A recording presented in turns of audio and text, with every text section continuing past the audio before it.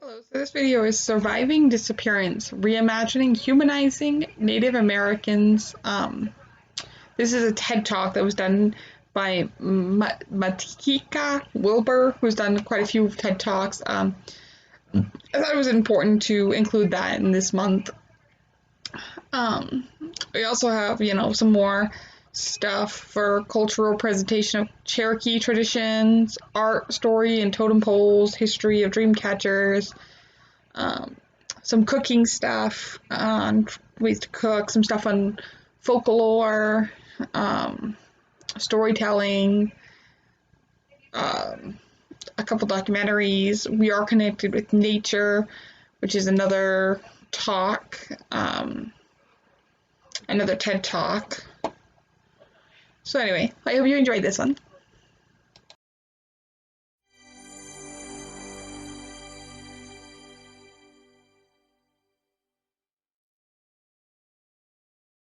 I am from the Swinomish and Tulalip tribe, and I am here today to carry the message from the silenced, to show you some of Native America's beauty, and to encourage our collective consciousness to reimagine the way we see each other. Can we relearn to see as human beings? Does the photographic image impact our lives and the lives of those around us? And if it does, can we use that image to encourage and inspire one another? Do something for me. Try to remember the last time that you saw a Native American in massive media. Is this what you saw?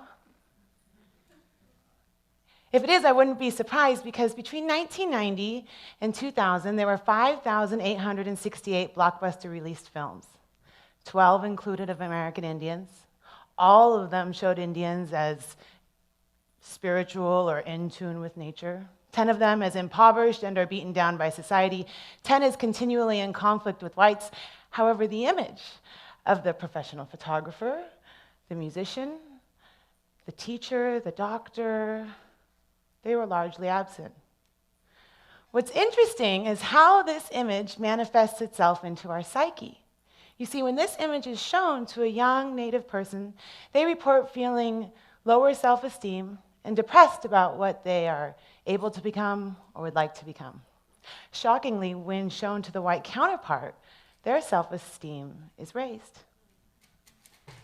If society only sees us as these images, it means that our modern issues don't exist, nor do our efforts like schooling and economic development through sovereignty and nation building. How can we be seen as modern, successful people if we are continually represented as the leathered and feathered vanishing race? For the last 10 years, my work has been about counteracting these images to create positive Indigenous role models from this century. My most recent endeavor, Project 562, is dedicated to photographing every Indigenous nation in the United States. So far, I've driven 50,000 miles, shot 106 tribes, and shot thousands of rolls of film. And at each tribe that I go to, I interview folks. I ask them questions about identity and stereotypes. What does it mean to be a real Indian? How do we deal with blood quantum? Tell me about some of the issues within your community. But most importantly, you tell me your story, such as this one. Here we have Leon Grant.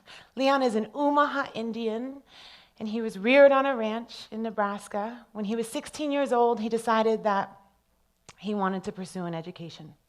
So he left a note for his folks while they were in town and proceeded to walk for 49 days until he arrived in Phoenix, Arizona.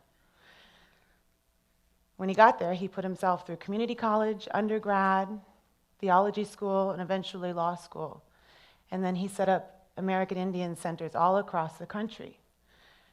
Because Leon told me at that time, Indian people were still considered lesser citizens. This is a photo of my cousin Anna. Anna is Swinomish, Wallapai, Havasupai, Cherokee, Chimawave, and Scowlitz. And I was talking to Anna the other day, and I said, Anna, do you think that racism still exists in America? Oh, and Anna started crying, and I was like, oh, Anna. And she said, you know, Matika, if you want to know about that, all you have to do is go to the lunchroom. You can see the segregation. And she said, I just don't think it's ever going to change. And I said, oh, honey, of course it can change. And you see, I sat in that lunchroom, so I could relate to her. I just love her. This is Marva Cinquatessa Jones. Marva is from the village of Nili Chinden, which is a tribe in Northern California with a colonized name as the Smith River Rancheria. However, the people are Tolowa. And Marva is rad. You'd love her. And you'll notice her 111 tattoo. And when I asked her about its significance, she said, I always knew I wanted to get my 111, especially after learning the history of it being outlawed in California. You see, California independent Indian tattooing was outlawed in the early 1900s, so I always thought I was going to have one. Learning our history empowered me to get my 111. It was traditionally applied through the tapping method. For me, it signifies my commitment to who I am. It signifies my ability to carry forward my ancestors' message and the work that my people have laid for my community. It also signifies courage and strength. I've had it since January 20th of 2011. It'll be 2 years. I never thought about the experience of people staring at you everywhere you go until I got it. I really wasn't prepared for that. I didn't get it for those reasons. I'm really not one for attention. Whether it's negative or positive, it's about a 50-50. Airports, stores, and public places, I feel like it's made me not look at people anymore. You can tell that people judge you. You can totally tell when they don't like you, and sometimes they acknowledge you and they say, nice tattoo, sister. But some people are just like, who is this freak? Why would you do that? I thought you could tell it's tribal, but I guess people don't know. So it's brought on a new sense of patience for me. This is a photo of a White Mountain Apache crown dancer. I had the rare opportunity to take this photo while I was in Albuquerque, New Mexico. They represent the mountain spirit gods and dance for traditional sacred reasons. This is Starflower Montoya. Star is Barona and Taos Pueblo, and she's wearing her traditional manta that she received during her coming-of-age ceremony. And when I asked Star, how do we navigate being an Indian in 2013, she said, my grandma said it best. You have to wear your moccasin on one foot and your tennis shoe on the other. This is Paul Chavez.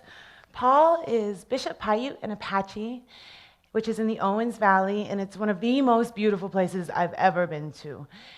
And Paul has spent his life dedicated to the preservation of Native culture, first by serving as the tribal chairman, by setting up TANF programs throughout Indian country, and by working with Native youth. And while I was visiting Paul in Paiute country, I was most taken back by the story of the Paya, which means water in Paiute. And pre-colonization, the Paiute people constructed and managed 60 miles of intricate irrigation systems for millennia, long before the city of Los Angeles secured its largest water source through modern engineering over a century ago. After the Indian Wars of 1863, surviving Paiute returned home to find their ancient waterworks taken over by white settlers. Today, 150 years later, the Paiute tribe is still in litigation for those waterworks. It's a prime example of our tribe's continued struggle for sovereignty. And when I talked to Paul about these issues, he said, the important thing is that we are here. We survived, if you think about it. Every native that is alive today is a result of our ancestors surviving. So you have to ask yourself, why are you here? Why am I here? I've come to the conclusion for myself that we are here to carry on as a tribe. Otherwise, we will become our colonizers, and we'll just blend in. And that's our struggle, is not to do that, because being a native person from here, or wherever you're at, there is value in being who you are. Not only as a tribe, but for the sustainability of the earth. And that has a lot to do with our traditional sustainable ways. The most fundamental part of being sovereign is believing that you are sovereign, believing that you are a nation. That's the basis. Then the next step is acting upon that. This is Jane Blackman. Jane is from the Paula tribe in Southern California, and she's a devout Catholic. And Jane wanted to have her photo taken in the mission. Here we have a photograph of Hayes Lewis. Hayes is the superintendent for the Zuni school district. And really exciting, the Zuni tribe just broke away from the neighboring district. And when we were talking about how it was that he come to decide this, and we were talking about how federal policy has affected education, he said, the next step in development is actually changing the policies and the structure of education that will make a difference. If you just take the structure of education the way it is, with its policies, practices, and mandates, what difference does it make if you don't go back into the community and basically rebuild from the bottom up? This is Gailish Bomlin. Gailish is also Tolowa, and he is an Athabascan speaker, and he teaches his language in the tribal school there. And since I've been on this journey, I've met Athabascan speakers in Alaska, in California, in Arizona, New Mexico, and the southern tribes say that the northern ones got tired of walking. This is Mary Evelyn Baumgarten. Mary is just lovely, and Mary is a retired professor from the University of New Mexico, where she taught Indigenous education. And Mary is passionate about training teachers to work within Indigenous communities. And after a very long conversation about the history of boarding schools in this country and assimilation, she said, when are we going to stop asking our children to choose between cultural education and Western education? I think we are ready to stop the assimilation process. The time to change is already among us. This is Thosh, Anthony Thosh Collins from the Salt River Pima tribe. And Thosh is a bird singer. That's his rattle there. And Thosh is dedicated to total body wellness by eating mostly plant-based foods. And when I'm with Thosh, it is always way easier for me to choose the salad over the French toast. So I was in Albuquerque, New Mexico. We went down there for Gathering of Nations. And I got there and I was like, oh my God, who am I going to, there's 21 tribes in New Mexico. Who am I going to photograph and how am I going to reach all of these people? And so I put it on Facebook, like I'm looking for friends and I need to go to these tribes. And I realized that my friend Dana's mom was from Navajo Nation, and Valerie called me and she said, I'll take you. And so we drove and drove and drove and drove down a dirt road until we finally arrived here at Ray and Fanny Mitchell's house. Ray and Fanny are 82 and 83 years old. They've been married for 65 years, and they only speak Dene. And so their daughter translated for me.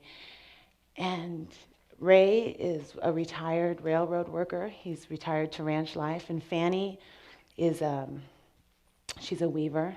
And here where they live on Navajo Nation, they live without running water or electricity, and they live on a sheep camp. And Fanny shears the sheep, dyes the wool, and weaves the rugs. And, when I was going out there, I was feeling so sorry for myself because it was my birthday. And I was upset that I was getting another year older, but also because I was away from my family and my friends, and then I got here, and they made me mutton stew and handmade tortillas, and they prayed for my journey, and they made me feel like family, and I just felt so blessed.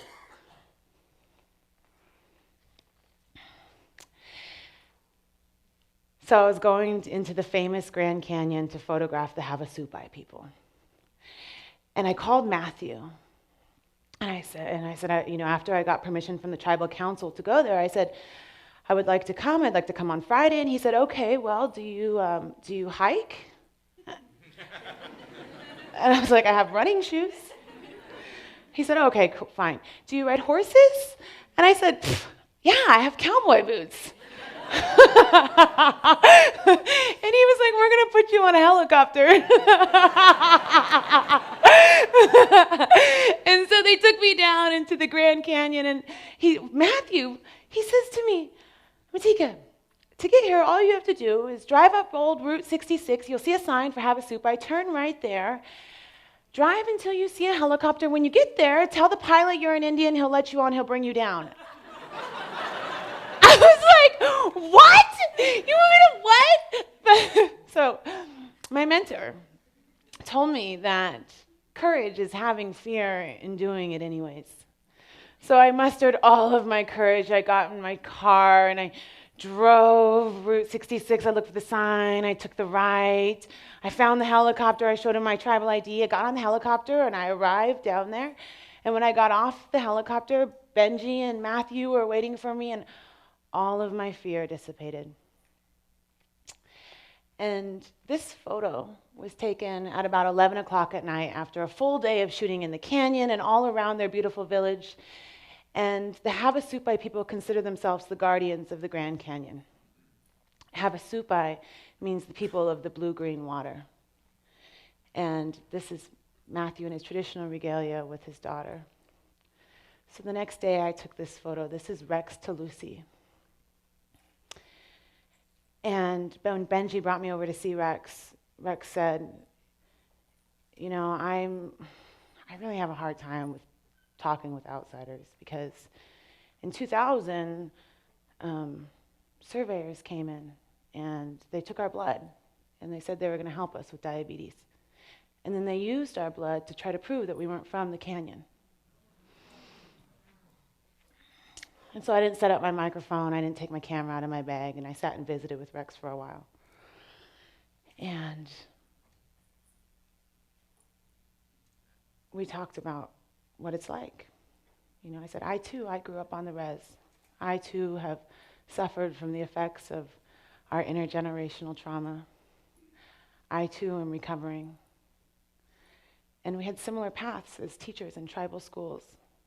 And we cried for the students that we'd lost. Finally, after Rex heard that I could make really good fry bread, he said, you can turn your microphone on. What would you like me to tell the people? And he said, remind them that we all come from the same Mother Earth. I think they may have forgotten. Tell them that all of us, the brown, the red, the yellow, the purple, we are all from the same place. And our job is to take care of our mother. But mostly, tell them we survived. And as I was driving out of the Grand Canyon on the road to come here, I was just so overwhelmed by gratitude, and I was crying, and I started thinking about all the people that have supported my journey so far, the generous Kickstarter contributors and the people that have fed me and housed me and prayed for me and sent me off in a good way. And I realized that people are supportive because they believe in the cause. Because at the core of it all, we all want to remember that we come from the same place, that we belong to one another. And so, the journey continues. Tigwitzi.